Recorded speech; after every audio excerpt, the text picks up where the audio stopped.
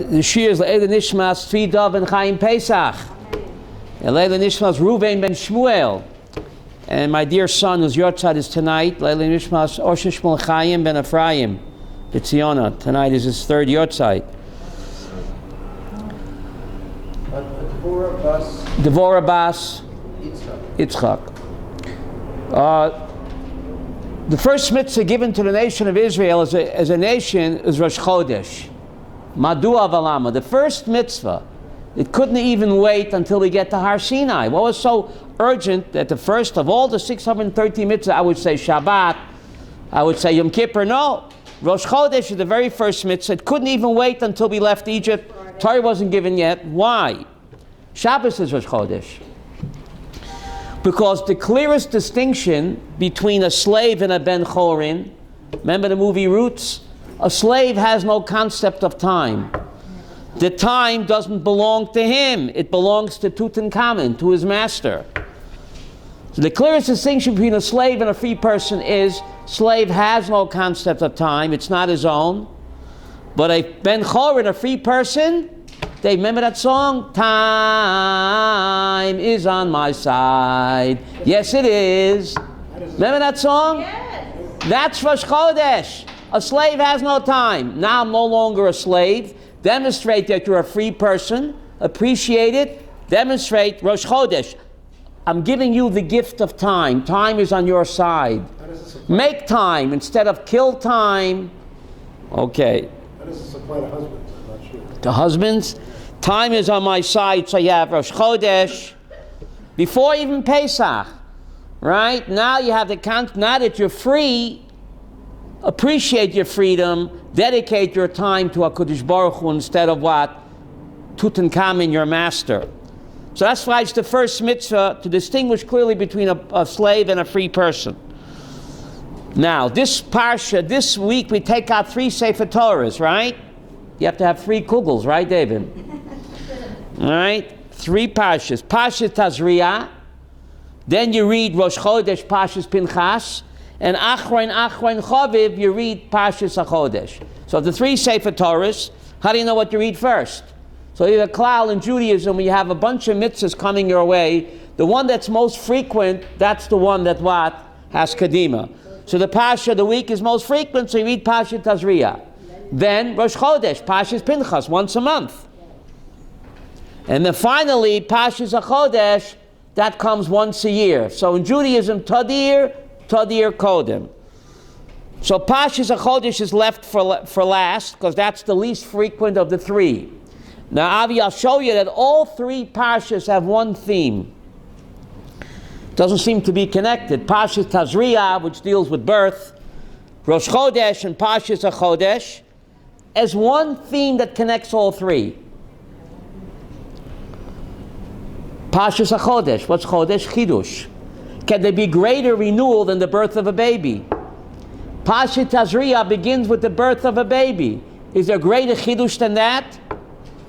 Chodesh, chidush, it's the same root. On Rosh Chodesh, we're supposed to renew ourselves, and the greatest renewal is when the birth of a child, husband and wife have a renewed relationship, a new member of the family comes in. So, you have Parshas Tazria, you have Rosh Chodesh, Parshas HaChodesh, all of them have the theme of chidush, a time of renewal. Now, if you take a look at the Haftorah, it's just amazing. The Haftorah from Parshas HaChodesh in the Birnbaum Chumoshim, it's in Birnbaum Chumoshim, those are Parshas HaChodesh. It's a time to renew our relationship with God and with each other. Chidush Chodesh. Now, it's amazing that in this Haftorah, Yiddish Masha, the prophet tells me the exact date when the 3rd temple will be set up for business. Did you know that? Good thing you came today. This Haftorah tells me the exact date when Bayis Shlishi will begin to be open for business. Did you know that? Does it say 6,000? It doesn't say the year, but it gives you the exact day of the month. Okay? So let's take a look at the Haftorah on Parshas HaChodesh, and we'll see how it ties in with the Parsha. the Parsha, we read HaChodesh Hazeh Lechem. We read about the first Pesach, 438 in the Birnbaum Chumash. We see how it ties in with current events and with the Parsha. We'll take a look. But let's get, it's amazing over here that he gives you the exact date of when the third temple will begin operating. In Ezekiel chapter 45, Pasuk 18. You have that? Pasuk 18. Ezekiel chapter 45, Pasuk 18. Kayamar Hashem Elokim. Thus says the Lord God. You have that? Barishon. What does Barishon mean? The first month. What's the first month? Be'echad LaChodesh. On Rosh Chodesh Nisan. Tikach par ben bakar tamim. Take a bull, a young bull which has no blemish. V'chitesa et hamigdash. And inaugurate the third temple. So Yechezkel tells me that the third temple will be inaugurated Barishon be'echad LaChodesh. Didn't tell me the year, but he told me the date. You promised the year. On Rosh Chodesh Nisan, the third temple will be open for business. What's the inauguration ceremony? Take a young bull, shecht it, and inaugurate the Mikdash. And how do you do that? Pasuk 19. V'lokach haKohen midam hachatas. The Kohen shall take from the blood of the sin offering, v'nosan el mezuzas habayis. He'll have to smear the blood on the doorposts of the third temple. Just got a fresh paint job, David, right? And you have to smear, to inaugurate Bayis Shlishi, you have to smear the blood of the chatas, el mezuzas habayis. What does that mean? To the doorpost of the new temple, vel arba pinat hazara, and also the four corners of what? Of the temple courtyard. Lemizbeach, vel mezuzah shara chotze apnimis, and also to smear the doorposts of the inner courtyard. There's an outer courtyard, an inner courtyard. On the mezuzah? Mezuzah means doorpost.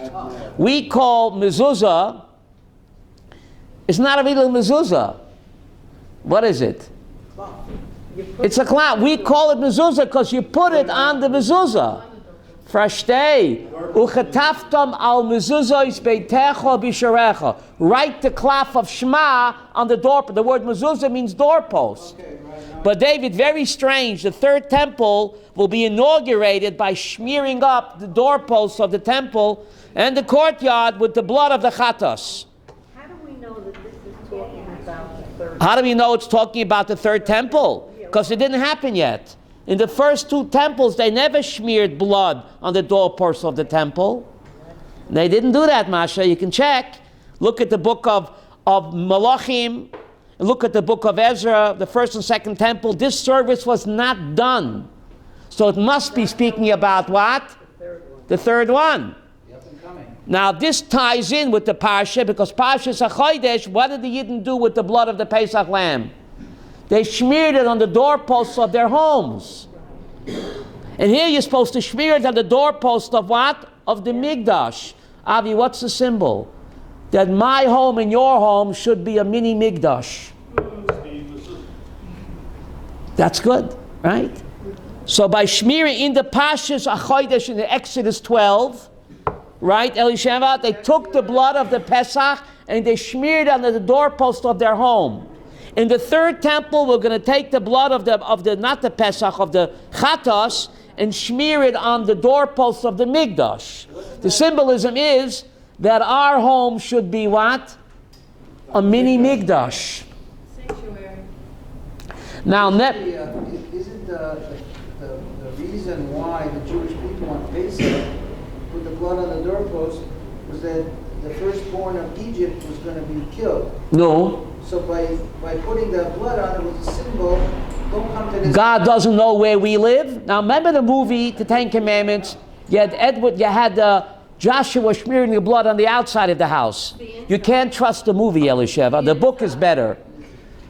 Because Rashi quotes the Midrash that the blood was only smeared on the inside of the house, not on the outside. You can't trust the movie. Right. God knows where we live. It's not for God, it's for me, turning my home into a Migdash.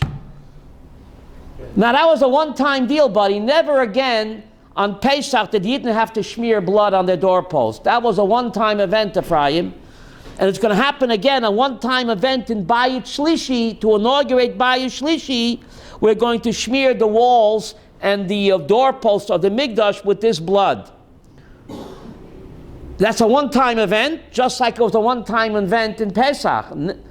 All future Passovers, did the Jews have to smear the blood on the walls? No, the Karaites did that, but that's not Judaism. No, not in We killed Christians. What?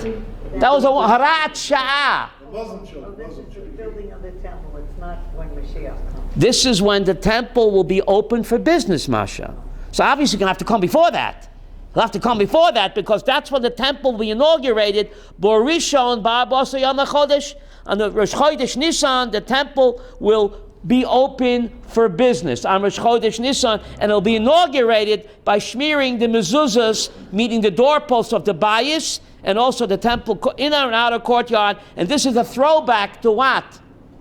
Pesach. To Pesach, to the first Pesach. So that connects the Parshat to the Haftorah. But just like that was a one-time event, that's a one-time event. Never again, after the Jews left Egypt, when they slechted the lamb, they never smeared the blood again. That was a one-time event to set the tone for Bayit Shlishi, which will also be a one-time event. On the inside? On the inside. Wow. On the inside. But here in the Beis HaMikdash, Elisheva, it's both. You see Pasuk 19, you have the English there? Yeah. Pasuk 19, go ahead, you want to read that. And the Kohen shall take some of the blood of the sin offering and apply it to the doorposts of the house and on the four corners of the altar's courtyard and on the doorposts of the gate of the inner courtyard. So in the Beis HaMikdash is going to have an inner and an outer courtyard, and the blood has to be smeared on the doorposts of both what? The inner and the outer courtyard. But again, that's a one-time event.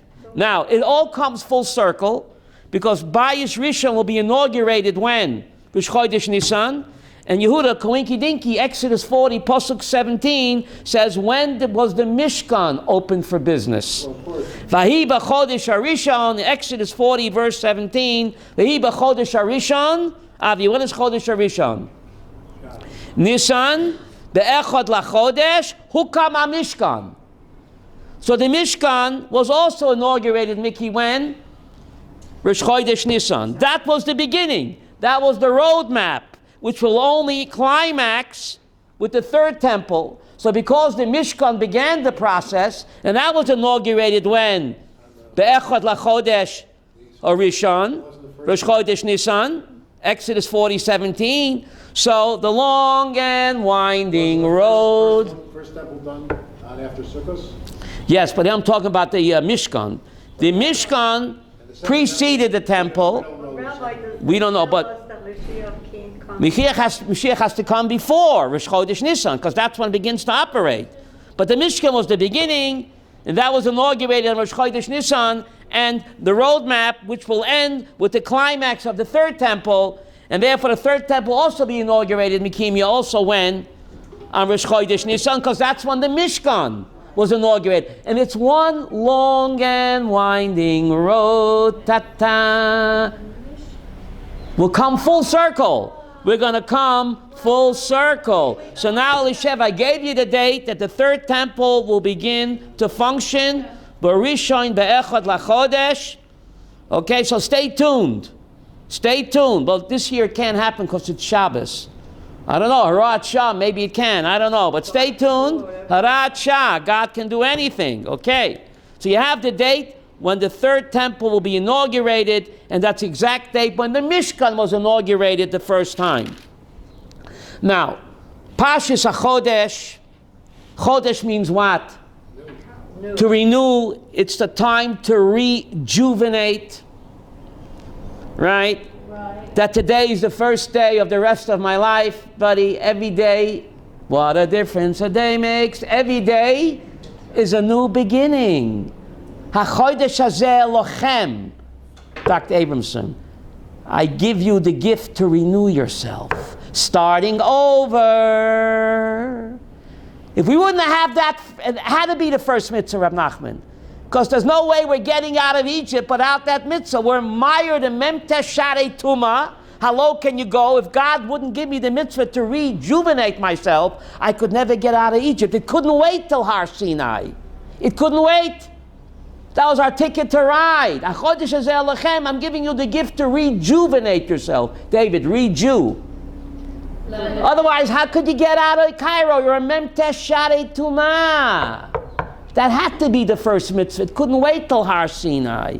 So, Rosh Chodesh, Parshas HaChodesh gives me the mitzvah to rejuvenate myself, to recharge my spiritual battery, just in time for what?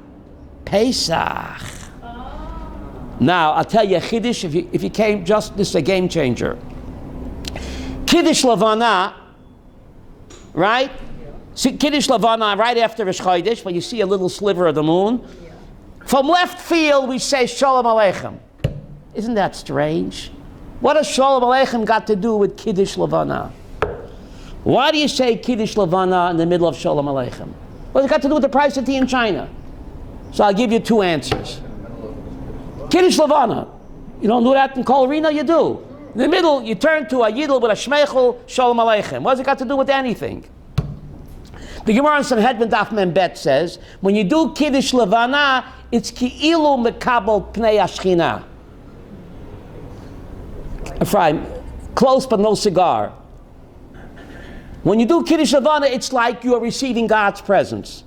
Are you really receiving? You're not receiving God's presence, but we see God through His handiwork.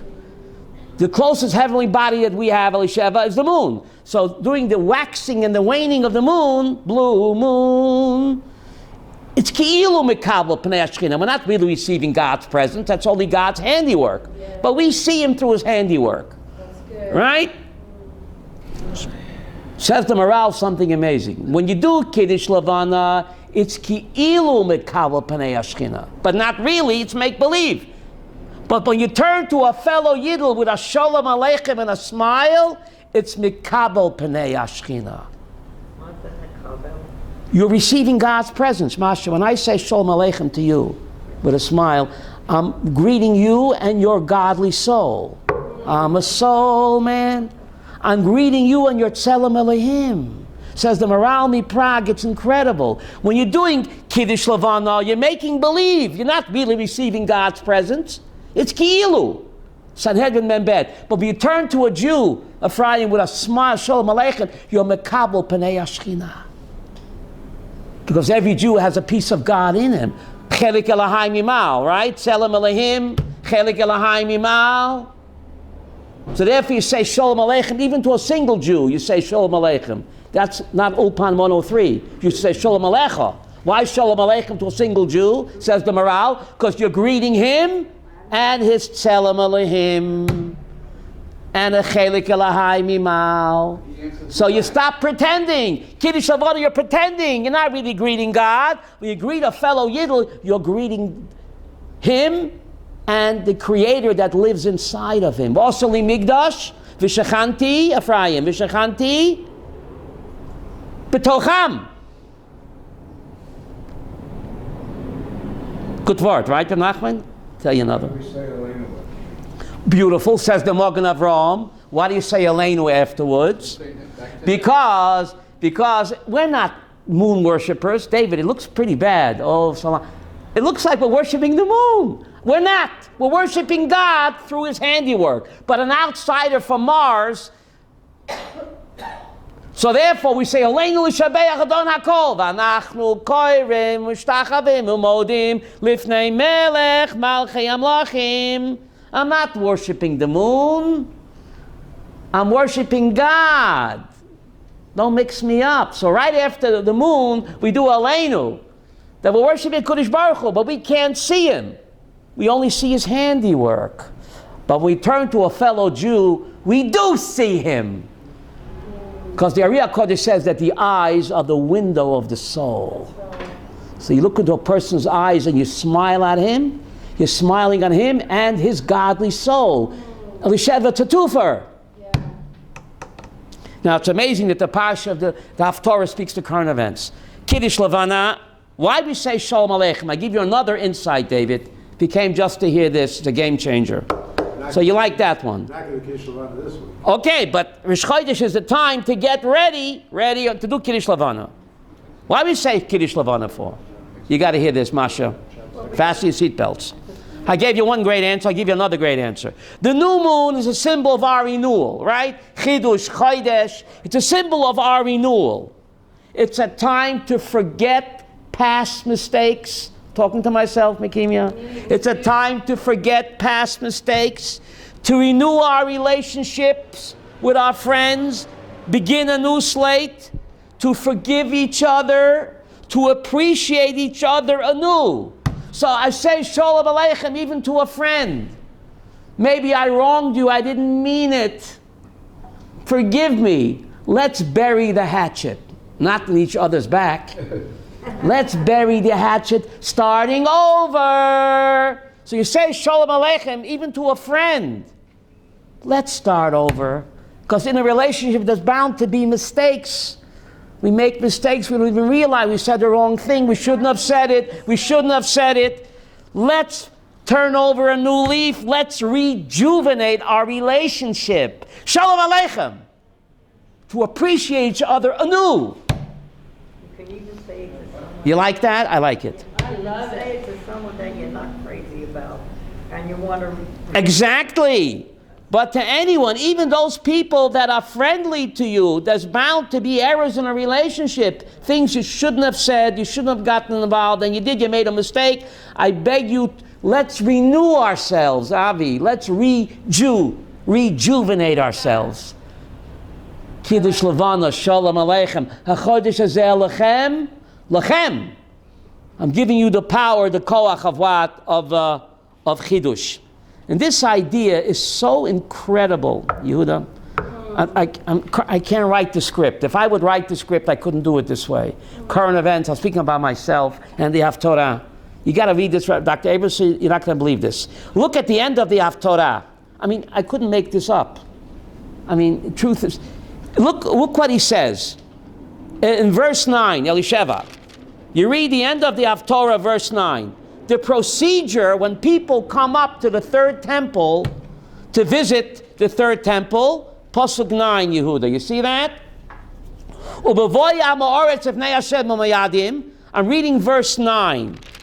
Okay, verse 9, Yecheskel 45, actually it's 46, slicha, right?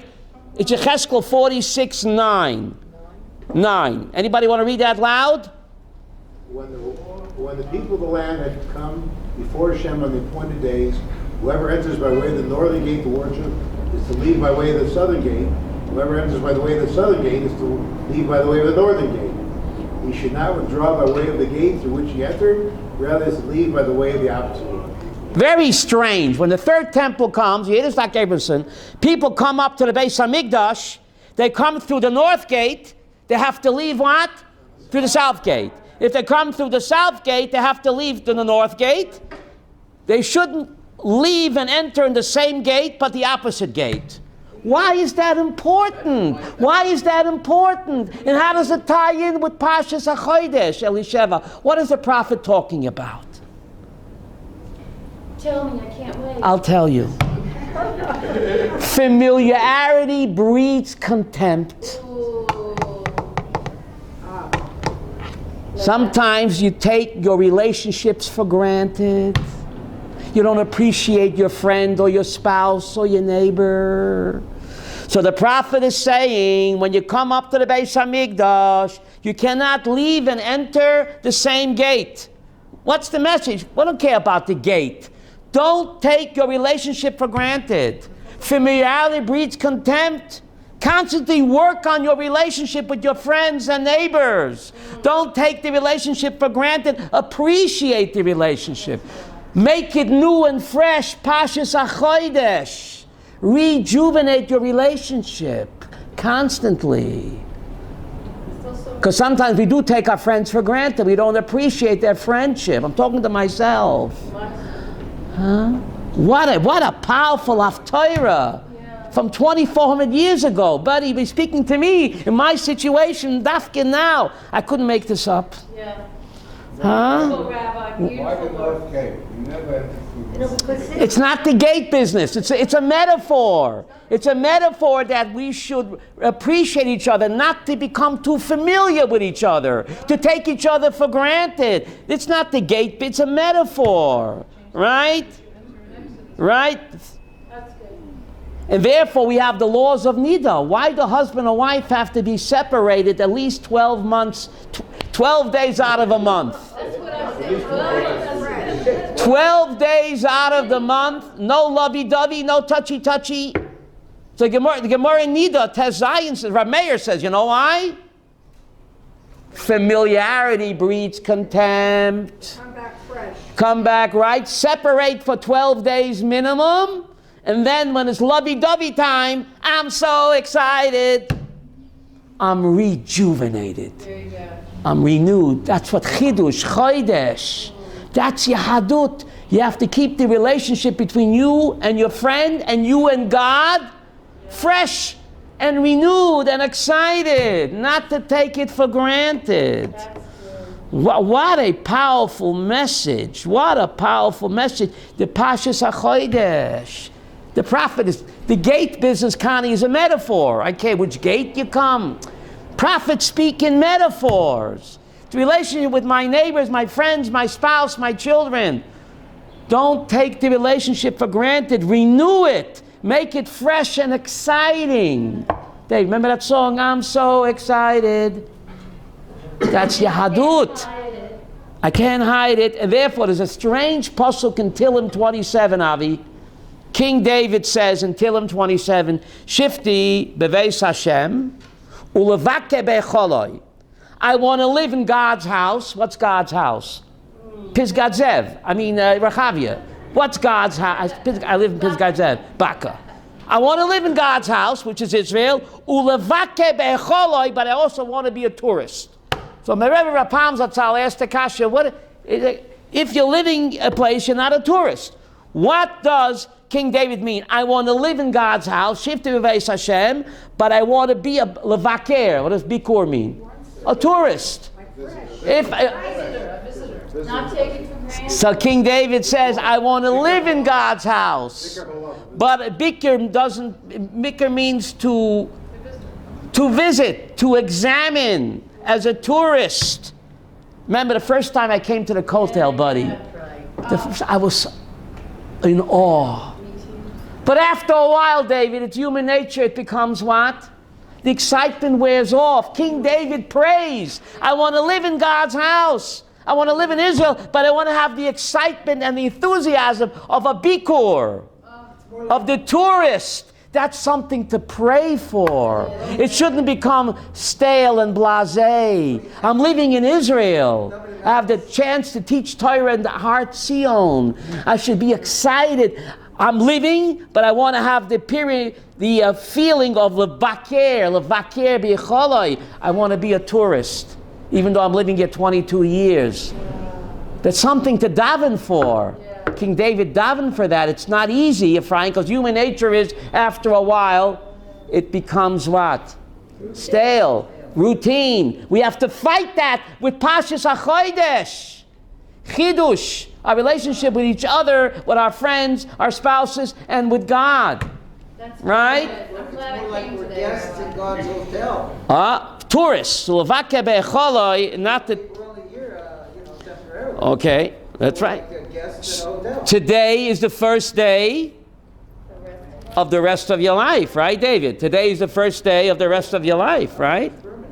Now, what does Parshas Tazria have to do with Parshas HaChodesh? We know there are no coincidences, right? So we said Parshas HaChodesh is renewal, and the greatest renewal is what? The birth of a baby, right? There could be a greater renewal than that, than the birth of a child, right? But of course it's more than that.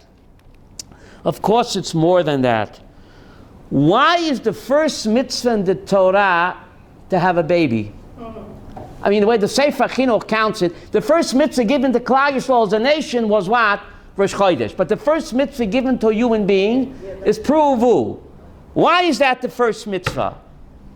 To have children. Why is that? But okay, but I'll give you the Kabbalistic interpretation. You're right, Masha, because if you ain't got no kids, who are you going to give over the Torah to, right? But a Kabbalistic explanation is, God made both the physical world and the spiritual world, right?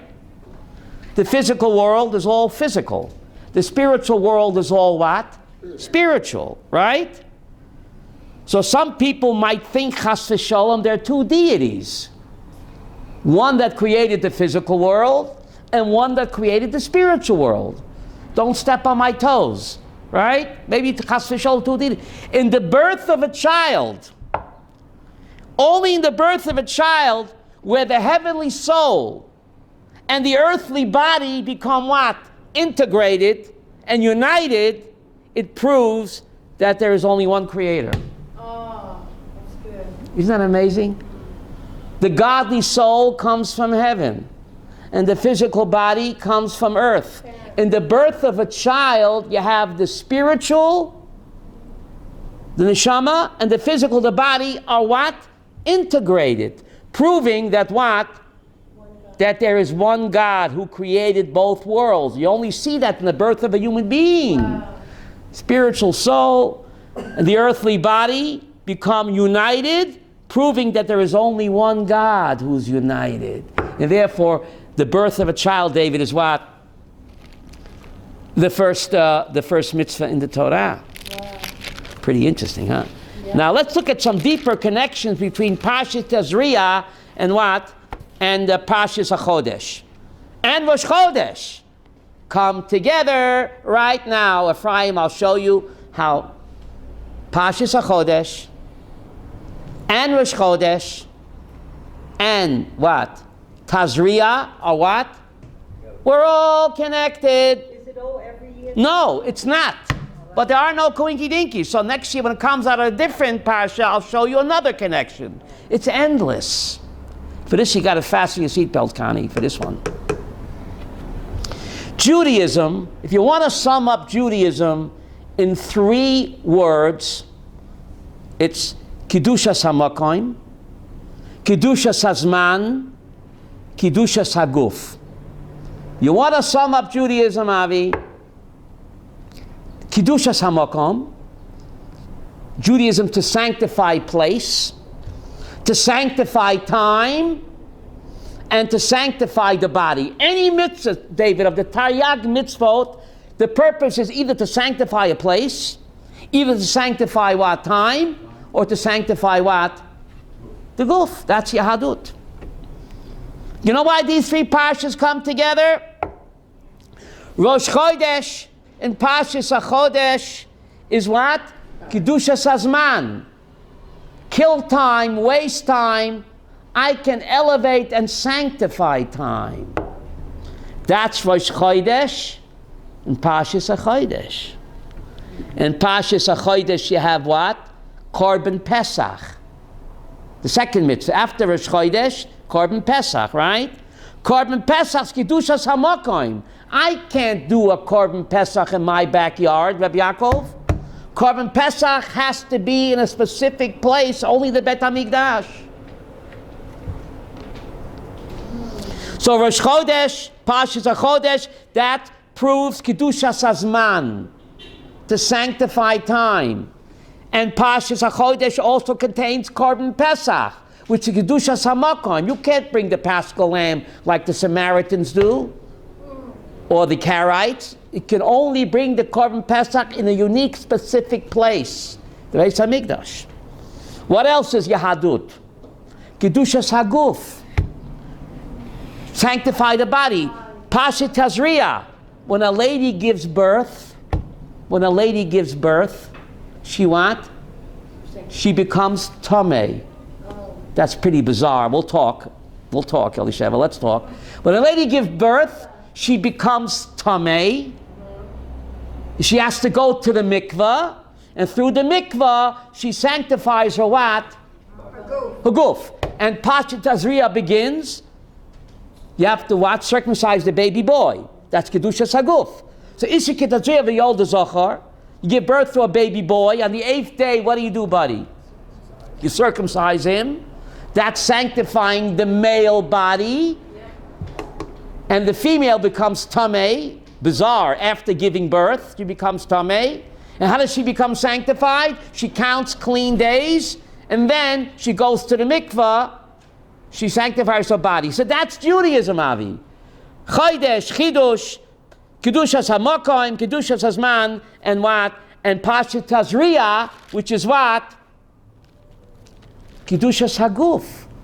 The boy by being circumcised, and the mother by giving birth, she becomes tamei, and then she counts days, and then she goes what? To the mikvah. So that's Yahadut. Kedushas man, Kedushas HaMakom. Why is that Yahadut? Why is Judaism all about, Rav Avraham, sanctifying time, sanctifying place, and sanctifying the body? Why? Says the Rambam, what is the difference between this world and afterlife? What's it like in the afterlife? That's a few. More than that. The Rambam, Moreh Nevuchim, says the main difference between the physical world and the world of souls is that the physical world, you're confined to makom, zman, guf. The physical world, if I'm in this place, I can't be in that place, Aviva. And I'm under time. I'm also restricted by body. This world, you're restricted by your body. Place, if I'm here, I can't be there. And I'm also under what? Time. Says the Rambam, in Olam Haba, Avi, in life after death, I ain't got nobody. Rav Nachman, I ain't got nobody. In Olam Haba, there's no concept of body, there's no guf. There's no concept of time, and there's no concept of place. My neshama is all over at the same time. So Yahadut says sanctify makom zman guf, because that's exactly what Olam Haba is all about. So when you do mitzvahs, what are you doing, David? You're connecting to Olam Haba. You're having an out-of-body experience. Therefore, Judaism speaks about sanctifying makom zman guf, because that's exactly the difference between Olam Haba and eternity. Eternity, there's no makom zman guf. The neshama is above time. The neshama is not restricted to a place or to a body. So therefore, the purpose of Judaism is what? To tune in to eternity. Therefore, all the mitzvos are Kedushas HaMakom Zman Guf, because that's what separates us from the life in Olam Haba. So the purpose of the mitzvos is to what, David? Tune in, to connect to the world of eternity. Now we have to answer Elisheva's kasha. This woman just did the greatest mitzvah of all, Rav Nachman. She brought down a godly soul into the world. So why does she become tamei? The husband doesn't become tamei. What is it? Discrimination? She was God's partner in creating a human being. Amen. She's God's partner. The first mitzvah in the Torah she did. So how in the world does she become tamei? What is it, a penalty? And what's even more bizarre, she gives birth to a boy, she's tamei how long? 7 days. If she gives birth to a girl, she's tamei what? 2 weeks. Isn't that bizarre? Elisheva's ahead of me. You stole my thunder. Dr. Abrams says she stole my thunder. With Rabbeinu Bachai in 1160, before women's liberation, Rabbeinu Bachai says, to answer this question, we have to pose another. Why is a dead human the worst tamei? A dead human is more tamei than a dead pig. Oh, no. That's bizarre. That's pretty bad. A dead human is more defiling than a dead animal carcass. Why? Says Rabbeinu Bachai, if you ever took Physics 101, nature abhors a vacuum. I don't know, in 1160 he knew that. If nature abhors a vacuum, David, look it up, Physics 101. Whatever's true in the physical world is certainly true, Ephraim, where? Spiritual. Nature cannot tolerate a vacuum, he says. The greatest Kedusha in the world, more than 100 Sefer Torahs, is what? A living human being is holier than 9 million Sefer Torahs. You know that? One living Jew. So since a living Jew is the greatest Kedusha, because he has a godly soul, so when the godly soul departs, a dead body in Hebrew is called a halal, Ephraim. Why is a dead body called halal? The word hallow. The English word hallow, Aviva, you knew this, is taken from the Hebrew halal. Why is a dead body called halal? Because he's hollow. He's hollow. The godly soul is gone. There's a tremendous vacuum. Nature will not tolerate a vacuum. So since there was tremendous Kedusha there, now that it's gone, the forces of Tumah, what? Rush in. So therefore, a dead body is the worst Tumah, because a living human being is the greatest Kedusha. Koheles says of Avraham, Zeh l'umat zeh oso lahim. Where there's great Kedusha, and the Kedusha is what? Gone, the forces of Tumah rush in. Why? Physics 101.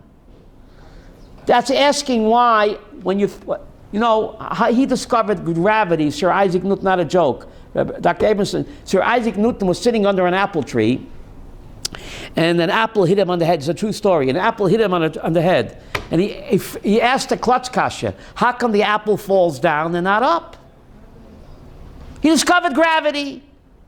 So why nature abhors a vacuum is why the apple falls down and not up. That's the laws of gravity. The apple could have fallen up and he wouldn't have gotten a headache, Sir Isaac. So where was I? Says Rabbeinu Bechai, now we understand, Connie. A woman was carrying a godly soul in her womb 9 months. Now that godly soul is gone because the baby is born, there's a hollowness. It's not a penalty. It's physics 101, Rabbeinu Bechai. She was carrying a godly soul for 9 months. Now the baby is born, so the godly soul is gone. There's a tremendous vacuum. So therefore she's tameh. It's not a penalty. Connie, it's physics 101. Now why is she twice as tameh for a girl child? Says Rabbeinu Bechai. Because a girl baby has more Shechina. That's it. Not me, Rabbeinu Bechai. The Gemara Nida says, how come a woman doesn't have to have a circumcision? It's not just a biological thing. Now the women off the wall, they want to do circumcision on baby girls. But it's... Listen to me, Masha. Rabbeinu Bechai says, the tikkun, based on the Gemara Nida, the tikkun that a baby boy receives through bris milah, a baby girl in the womb already has that tikkun hanefesh. So therefore, a baby girl, her neshama is much holier. So when she's born, the vacuum is twice as deep. Avraham, did you know this? The vacuum is twice as deep, and therefore what? She's twice as tameh. Isn't that incredible? It's not a penalty. It's not discrimination. It's physics 101. Nature will not tolerate a vacuum. And if that's true in the physical world, Elisheva, how much more is it true what? In the spiritual world. And therefore, a woman who gives birth becomes tameh, because the godly soul is expelled for the same reason that a dead body is tameh. She's hollow inside. It's not her fault. It's just the laws of what? The laws of gravity. You're asking why? It's the laws of gravity, right? So in Parshas Bo, that we're going to read in the last Torah, right? The Torah tells us that you shall take what? A lamb or a goat. Or a lamb or a goat to do, right? Why not a turkey? The Rambam asked, I'm saying it in my language, a turkey has less cholesterol. David, why did God command us to take what? A lamb. Says the Rambam in Moreh Nevuchim, if you look in the book of Yecheskel, the Jews also worship the lamb in Egypt. Like in India today, holy cow. Bizarre, right? In India till today, if you kill a cow, it's a capital punishment.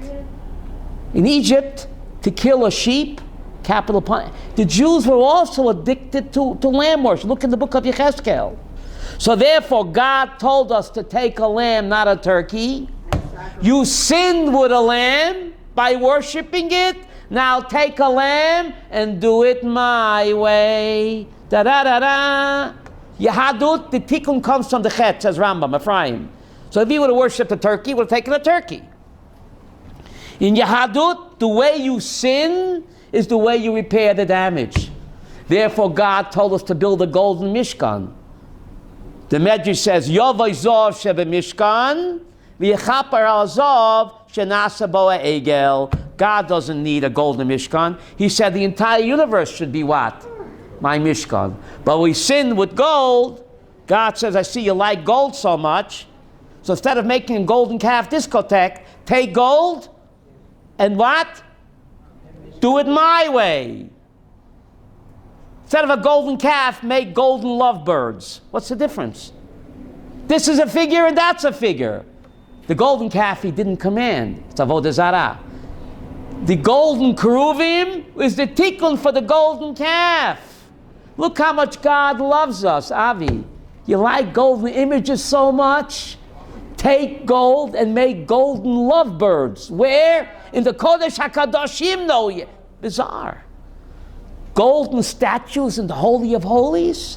Why? Who loves you, baby? I see you didn't like golden statues. Do me a favor, do it my way. Instead of a golden calf disco, take gold and make golden lovebirds that are lovey-dovey in the Holy of Holies, no less, to prove how much God loves us. Everybody makes mistakes. We all make mistakes. We want God to forgive us. We have to forgive our fellow man that we wronged. If we forgive our neighbors that we wronged, then God will forgive us. Because we know, Avi, midah keneged midah. The way we conduct ourselves with our neighbors is the way God conducts himself with us. So if we want God to forgive us, then we have to forgive each other. That's good. So the symbol is the golden statues in the Holy of Holies. Take the lamb that you worship, and now you're going to make a carbon Pesach out of it. Yeah. Pretty interesting. That's good, Rabbi. What? Why not the calf?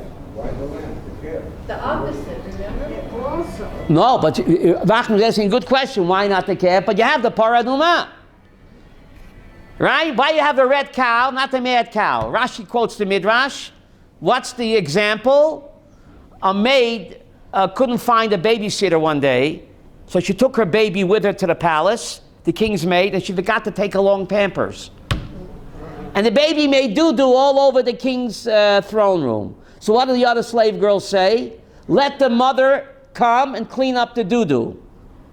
So what's the doo-doo? The egel, the calf. It's doo-doo. What's the mother of a calf? A cow. So the red cow comes to clean up the mess of the egel. The way you sin is the way you repair the damage. You see that throughout. But God says, take your sin and do it my way. Wow. Look how much he loves us. Yes. It was a tremendous act of courage for the Jews because of faith in Hashem, because they took their God and sacrificed. And you weren't afraid of pogroms. There could have been a pogrom. Right, David? It could have been a pogrom. We risked our lives. We broke with avodah zarah. We were also worshiping the lamb. Holy cow. Don't try to slaughter a cow in India today. It's capital punishment, Ephraim. I read in the paper not long ago, someone was driving and he hit a cow in India. He hit a cow, a driver, and he killed it. They lynched him. No. Dr. Abramson, they lynched him. He killed the cow by mistake driving. The cows walk free in the street over there. And the driver killed him by mistake. They pulled him out of the car, Aviva, and they strung him up. So even today they worship animals. But the bizarre thing is we were doing it too. I know. So it took a tremendous, like Kima said, tremendous act of bravery to slaughter our Getchke and their Getchke and not be afraid of the consequences, pogroms. Wow, wow. So this was our break with what? With Avodah Zarah and the entire what? And the entire Egyptian culture. But there's an amazing pasuk here that we skip. We read this in the Haggadah. When your children will say to you, what is this? Ma avodah zois lachem? What is this work for you? Who needs this service? Who's that? That's the Ben Russia. You old fuddy-duddy. Ma avodah zois lachem. So what does the Haggadah say? The Haggadah says, knock out his teeth. But God doesn't give that answer, Ephraim. The Haggadah says, knock out his teeth. But what does the Torah say? V'amartem zevach pesach ul Hashem. You should explain to him lovingly. It's a korban Pesach to Hashem. God passed over. The Torah is much more loving and kind than any human being. The Torah doesn't say knock out his teeth. Look at Exodus 12. V'amartem zevach pesach Hashem. Be kind and explain it to him lovingly, not broigis. And then it says, Vayikad Am Vayishtachavu. When the people heard this, they bowed and they praised God. Says Rashi, Al Besuras Banim. They praise God that they're going to have children. What kind of children? Russia. Rav Nachman, very bizarre, strange Rashi. The Torah says, the Yomru Aleichem B'neichem Ma'avad Zois Lachem. That's the Russia. You old fuddy-duddy, who needs the service? When the people heard they're going to have a Russia son, Vayikad Am Vayishtachavu. The people bowed and praised, says Rashi, Al Besurat Habanim Shahoya Lahem. They're going to have children. What kind of children? A Russia. What are you praising God for a Russia son? You can't say the same things every Haggadah. You have to talk this. This you won't find this in the Haggadah. Otherwise you wouldn't need me. Knock out his teeth. That's not pshat anyway. Whole different talk about that. That's not pshat. But anyway, why are they praising God for wicked children? Look in Rashi. David, Exodus 12, Pasuk 27. They heard they're going to have wicked children. Who needs all this service? And it says they praise God. Says Rashi, Al Besurat Habanim. What does that mean? Shahoya Lahem. Why? Because this year's Russia can be next year's Chacham. You never give up on no Jew. Maybe he's a Russia this year, but next year he could be a big tzaddik. Bernie Sanders, he's doing tshuva. He's not doing tshuva. He is doing tshuva. Yesterday, He says he loves Israel, has relatives in Israel. Yesterday, we killed 10,000 Palestinians, innocent women and children. Oh, he's not doing That's what tshuva? I'm saying. Oh, okay. It's the biggest So shot. maybe next year. But never give up on no Jew. This year he's a Russia. Next year, he could be the greatest tzaddik. What's the proof? Rabbi Akiva. The Gemara in Baba Tzia, in Menachot, Rabbi Akiva, not only was he a Russia, but he said he saw a Talmud Chacham, he would hate him, he would want to bite him to pieces. And he became the greatest sage who ever lived. All for the love of a pretty face. He said it himself. Right? Sheli v'shalachem shalah. You were ignorant, boor, a rasha, hated the rabbis. And he became the greatest sage who ever lived, all because of the love of a woman. I don't say so, he does. Gemara in Yevamot, he says to his 24,000 Talmidim, Shali, what does Shali mean? All my Torah, b'shalachem, and all of you guys, Shalah. All her. If it wasn't for her, I'd be an ignorant, self-hating Jew, member of B'Tselem and J Street, like I was until I was 40. What a pretty face can do, Reb Nachman. What a pretty face can do. So never give up on no Jew. Bernie Sanders will find a pretty woman, and he might do tshuva. He'll divorce the shiksa and find a pretty woman walking down the street. What? David, you never know. Bernie said he'll find a pretty woman who'll do tshuva. So therefore, you never give up on no yid. Never. Person can always do tshuva, even on the day that he died. The Rambam says, Hilchos tshuva. A person could be a Russia all his life. And on the last day of his life, he does tshuva.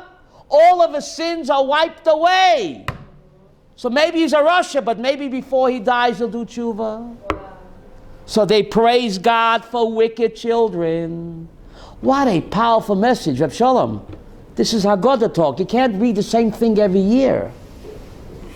Haket Shinov. You have 5 minutes to give me? Rav Pam, not me. Rav Pam Zatzal. I had a chus to learn by him. I'm not a dentist, he asked. Dr. Abramson, you got to hear this. Haket Shinov. Dr. Abramson, you can sharpen teeth. I'm not a dentist. What does Haket Shinov mean? Sharpen his teeth? I'm not a dentist. He says, not pshat. Haket Shinov, the word Shinov also comes from the word Shein. Shein means teeth, but also comes from the word Shin. Shin. You ever wonder why you look in your Tefillin Shel Rosh, there are 4-headed shin there. Do you know that? There's a 4-headed shin on the Tefillin Shel Rosh. Why? It represents the 4 mothers of Israel. Everything on Pesach night revolves around 4. 4 kashis, 4 cups, 4 terms of endearment, the 4 Torah mitzvahs, 4 questions, 4 sons. Everything revolves around 4. The 4-headed shin, because the whole Exodus happened, b'schus Noshim Tzidkoniot, Soita, page 12. Who represents the righteous women? The mamas, the mamas. The 4 mothers of Israel. Apam said that the 4-headed rosh of the tefillin on the shin represents the 4 mothers of Israel. And therefore tefillin have 4 parshas. Why did tefillin have 4 parshas? Representing the 4 mothers of Israel. The Noshim Tzidkoniot, the whole Exodus happened because of you righteous women. And who represents you righteous women? The mama, the mama. The 4 mothers. So Palm said, Haket Shinov means sharpen his connection to the 4 shins. You're not as rush as you think you are. You're still connected to the 4 mothers. You're a child of Sarah, Rivka, Rachel, and Leah. Haket Shinav. Sharpen his connection to the shins. The 4-headed shin, which represents what? Ephraim. The 4 mothers of Israel. You're a Russia. No matter how bad you are, you're still connected to the 4-headed shin, the 4 mamas of Israel. That connection can never be broken.